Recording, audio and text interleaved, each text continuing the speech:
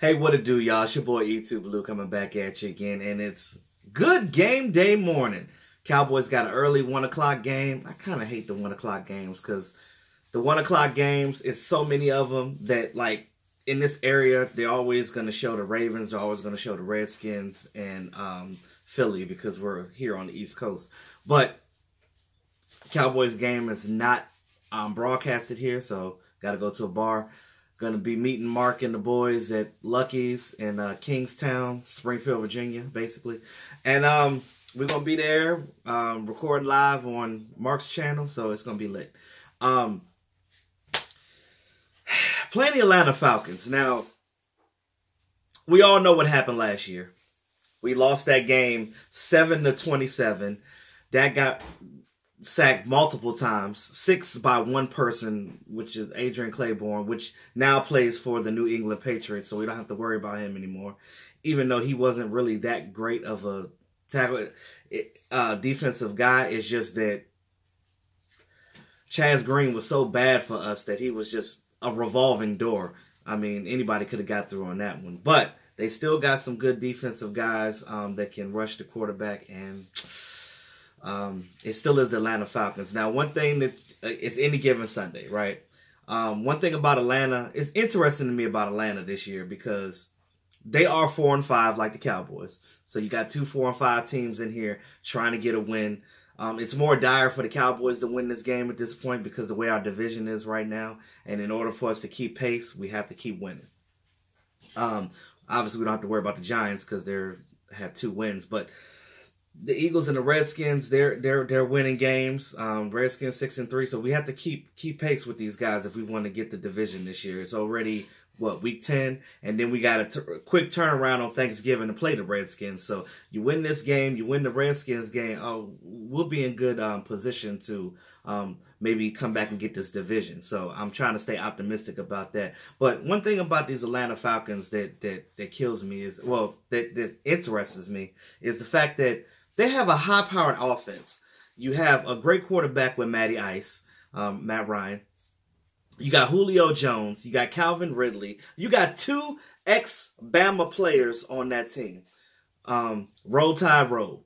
And, you know, we already know how Alabama is. They produce the greatest receivers. Them, LSU, and I think it's at Clemson too as well. But you look at Julio Jones.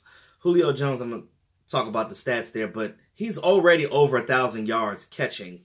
Now, he only has 2 touchdowns, but he's all over the field, and they're passing him the ball. He's dynamic, and he's always has been since he's been in the league. I think he's been to 5 Pro Bowls already, and, you know, like I said, he's definitely one of the premier receivers in this league. Calvin Ridley, rookie. A lot of Cowboy fans, we wanted Calvin Ridley in the first round. It was the reason why when Leighton Vander Esch got drafted, at first we were like, oh my God. But hey, it turned out to be a good pick for us in the long run. But Calvin Ridley for them, he already has 7 touchdowns in his rookie year. But I'm going to get into that. So, rankings for this week. Dallas Cowboys are 29th in offense. The Falcons are 8th in offense. Now, again, I just talked about how dynamic they are on offense. Cowboys are 6 on defense. Now, we have that front 7, that front 4. We have a lot of injuries right now on our defensive line, so we're kind of shaky right now. But I think that we still have enough guys that are good enough. Our backups are good this year. And this is what I was talking about before with depth. You got to have depth. That next man up mentality, that next man has to come in there and give just as much production as the guy that he's replacing. Now, a lot of times it's not going to be as dynamic because, like I said, we're in a salary cap era. So you can't have a steak on every plate. You know, somebody got to be the sides. So, but again, even with those sides have to come up and do their job as well. The Falcons are 27th in defense. So they're really terrible on passing defense. So there's definitely ways to get our receivers open to get that ball downfield. So Dak has opportunities to throw the ball this game. Passing, the Cowboys are 29th. Of course, the Falcons are 5th. Like I said, they have dynamic receivers. they're kind of like the opposite of us in a lot of ways. Like, our rushing attack is better than their rushing attack, and their wide receivers are better than our wide receivers overall. But now that we have Amari Cooper, which is another ex-Alabama player, so it's going to be 3 Alabama players, former Alabama players, on this field today. It's going to be wonderful. And I know that a lot of people are doing pregame right now. Cowboys are 6th in rushing with Ezekiel Elliott and his hurdling skills last game. I think he might had some contact with a helmet to his lower extremities, if you know what I mean. But, you know, you got to be careful with that because, you know, you got to keep your boys in check, if you know what I mean. But, and the Falcons are a dismal 30th in the league in rushing, you know, with Tevin Coleman, and I think they got a couple of injuries with their running backs, but their running backs have not been that dynamic this year. But, again, they're known for their passing rather than their rushing. Cowboys headed into the Falcons' brand new stadium, the Mercedes-Benz Stadium. Hopefully one day I can get a chance to go. I know the Super Bowl is going to be there this year, but, you know, I'm not going to say the Cowboys even have a chance to go to the Super Bowl this year. But, hey, you never know. Any team can get hot right now going to winning streak. So I don't look at anything as being dire until you get to a point where you're out of the playoffs. And the Cowboys definitely are not out of it yet. The Cowboys control their own destiny right now. So, and with that being said, if they continue to win and do their job, because again, you can't sit here and worry about what everybody else is doing in your division all the time. You can't be like, oh, well, I need the Redskins to lose this week. I need the Eagles to lose this week. No, you have to pay attention to what you're doing and handle your business with your team, and that's it. And that's all you can do, because you handle your business, things will fall into place. That's my philosophy on that. So.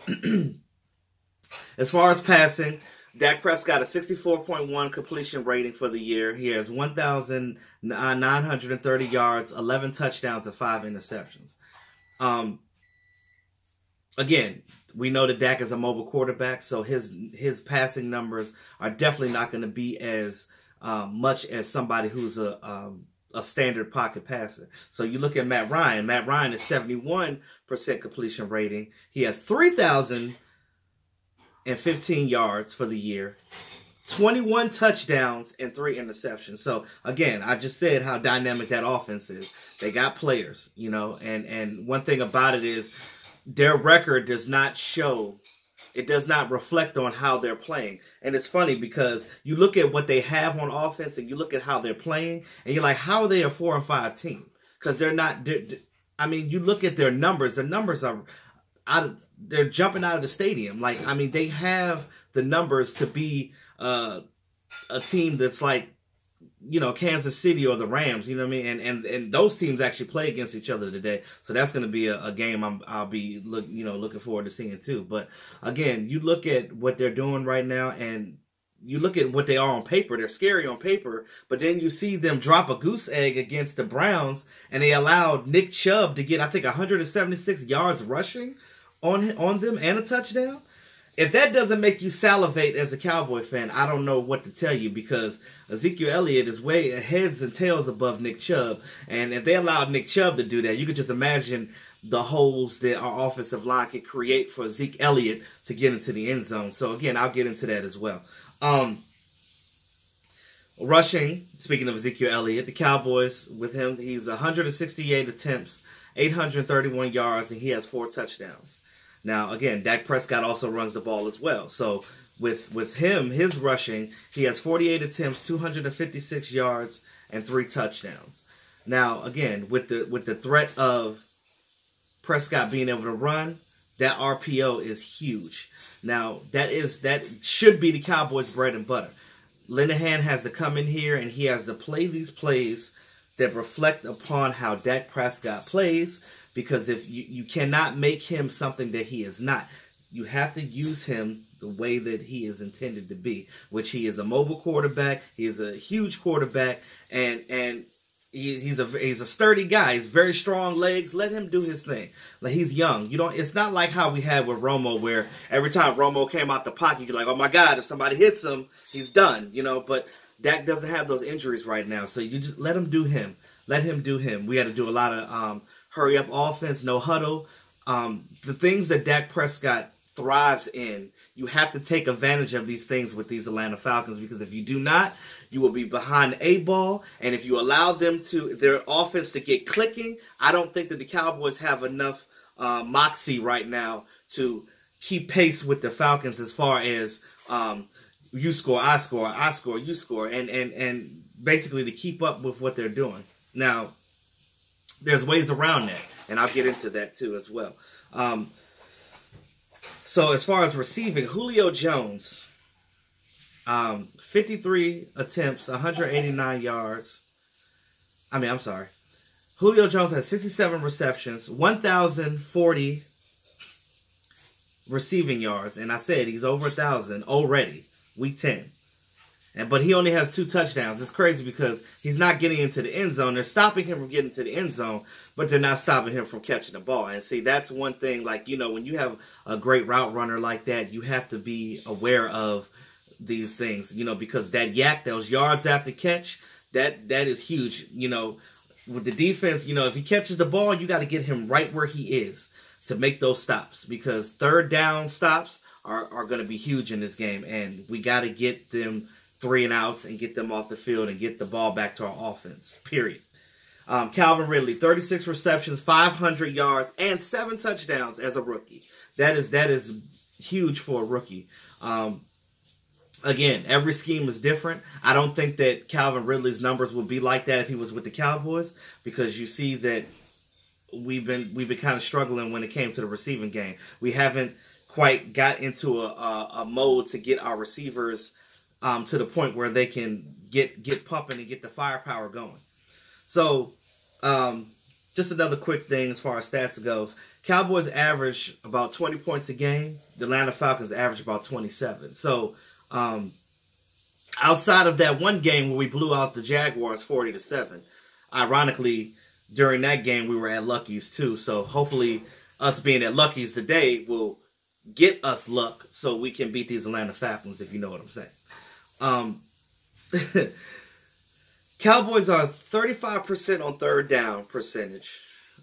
You got to get better on third downs, because and I think a lot of those numbers are because we get those bad penalty situations where we'll have a long run, or Dak Prescott will get a nice completion to a receiver or a tight end, and it gets negated by a holding penalty by offensive linemen or another receiver on that line. But again, we have to do better at not getting these penalties. You already know the refs are not going to give you any.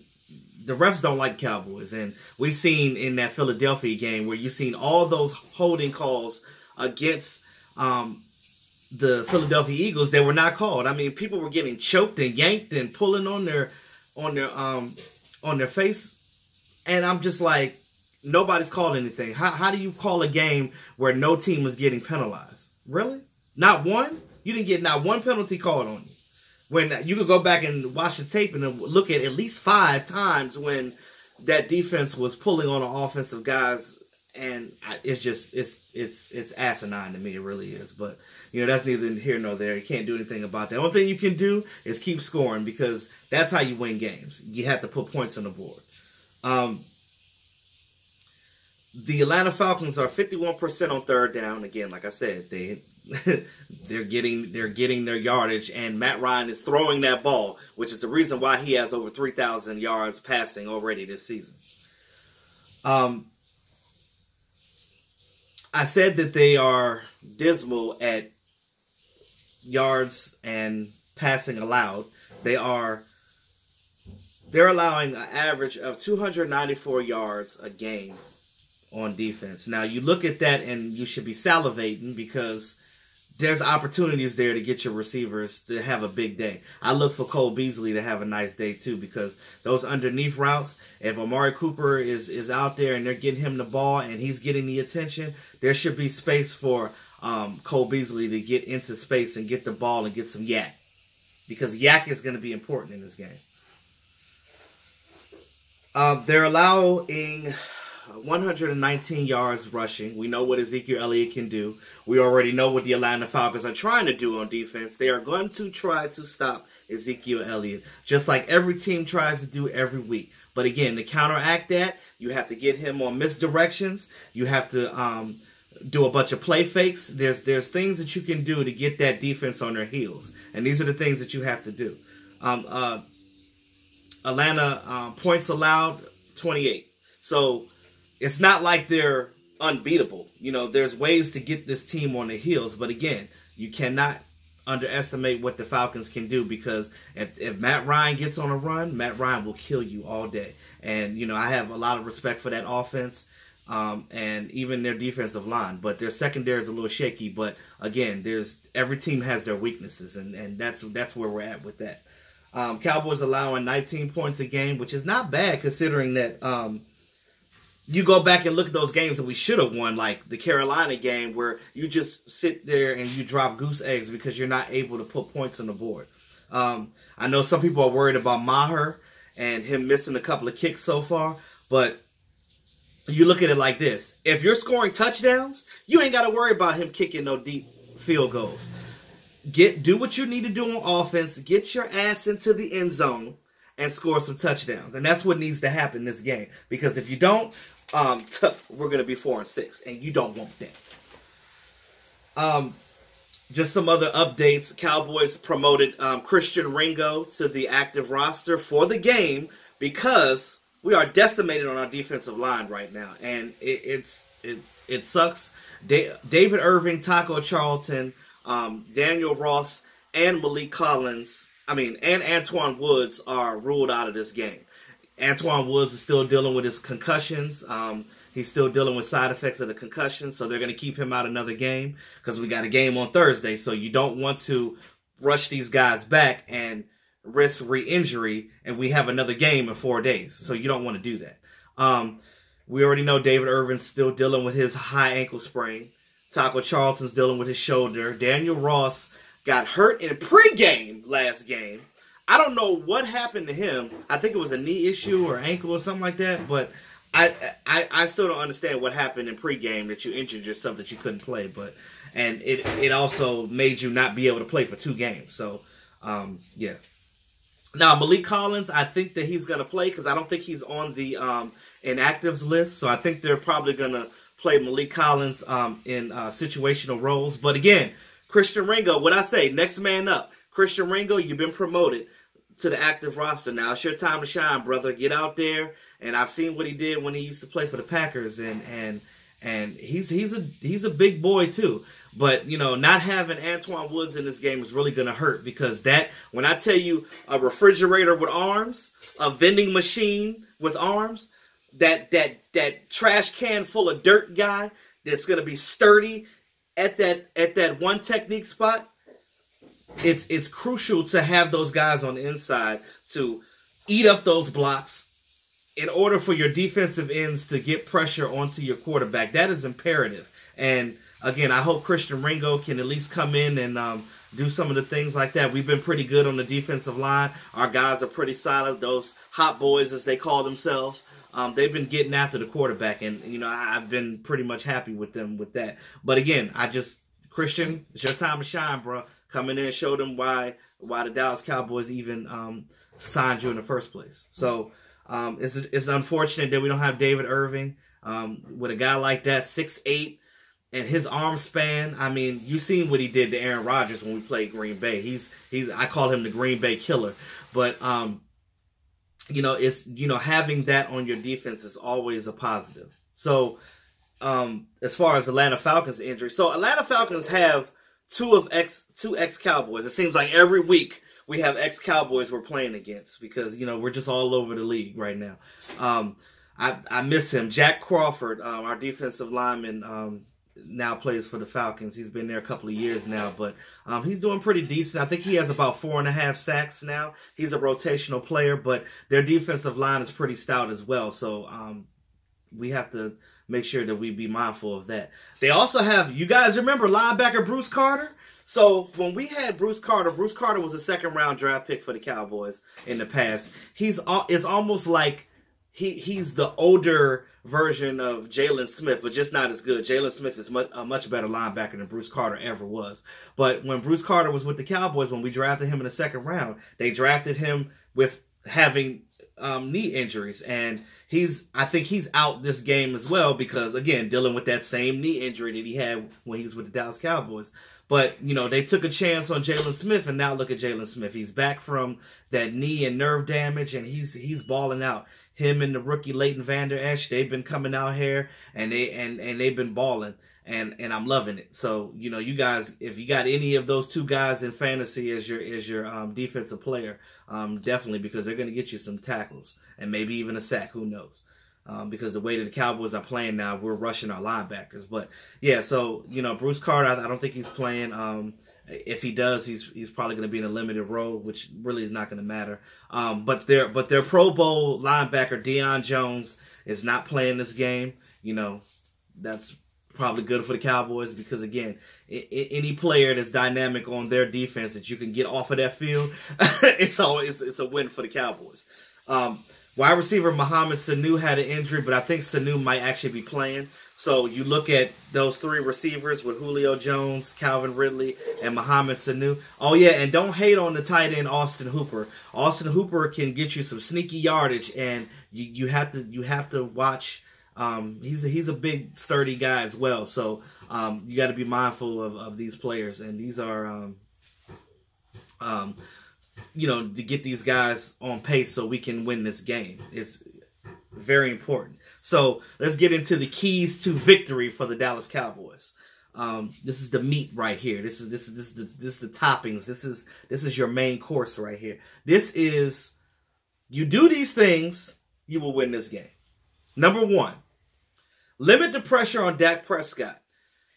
Dak Prescott has been sacked 32 times this year already. He is tied with Eli Manning and Russell Wilson for the most sacked quarterback this season. Now, you look at all this money that we invested in our offensive line and what Jerry has invested in his offensive line, and you look at it and you say, okay, how can we not get Dak sacked this much? Because you look at what we have right now. We already know Travis Frederick is dealing with his his syndrome, which I don't think he's probably going to play at all this year. Zach Martin is still at the Pro Bowl level. Zach Martin injured his knee again, hyperextended it, but he's definitely playing this game, so we're definitely going to have that back. Tyron Smith is playing. He was dealing with back spasms earlier in the week, but he's ready to go. Now, Connor Williams, I think he's able to come back and play, but I think they're going to excuse me.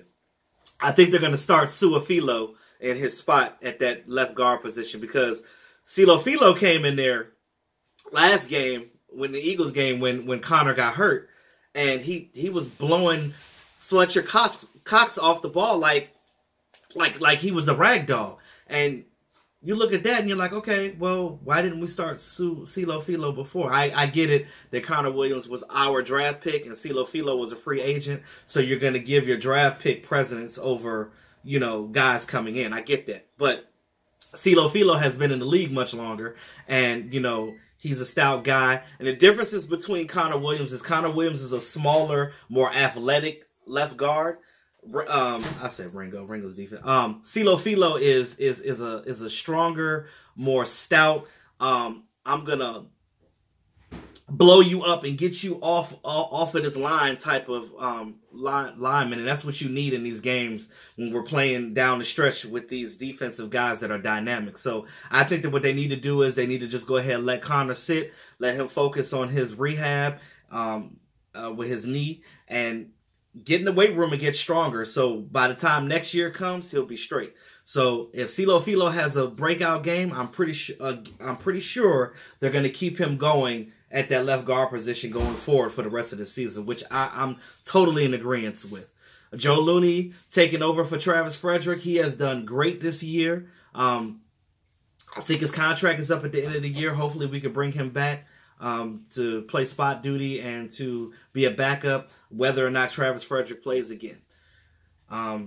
Lyle Collins, I don't know what's been going on with Lyle Collins. He's been kind of, up and down with his play. I hope that with the emergence of Colombo coming back in here and being the coach now for the offensive line, they seem like they're more athletic. They're moving. They're doing things that they're used to do, and they're playing to their strengths. What I tell you, you play to a player's strengths, they're going to automatically play better, and that's the bottom line with that. Number two, this defense led by D-Law has to get pressure on Matt Ryan because, again, like I said, our defensive line right now is a little decimated, but, you know, we need these secondary guys to come in here and, you know, these backups to come in and help D-Law out to get to the quarterback, and that's going to be important. You get to Matt Ryan, you limit the balls that he's throwing downfield. You get him on 3 and outs and get him off the field. The more offense is on the field, the better it is. Time of possession is going to be huge. The less time that Matt Ryan has to work his magic on the field, the better it is going to be for the Cowboys. Number 3, you got to get the receivers going. Atlanta, like I said, is one of the worst in pass defense. You have to get, and they're not really good with great route runners. You look at Amari Cooper, he's one of the best route runner receivers in the league. You look at Cole Beasley, he's stout in what he can do in his route running. You got to get that little guy going in the slot in those underneath routes because you got it. And Dak Prescott has to do a better job of looking for Cole because there's many times where I'll see after the play where he's been open, and I understand sometimes the pressure gets you and he's not able to find him. But Dak Prescott also, with Dak, he has to get that ball out a second sooner. This whole pumping thing, stop doing that. When you see it, throw it because this window is like this.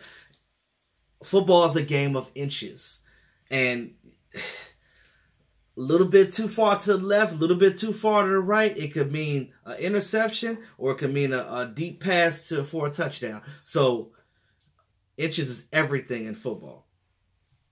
Number 4, feed Zeke. That's something that we have to do every game, day in, day out. You got to feed that boy.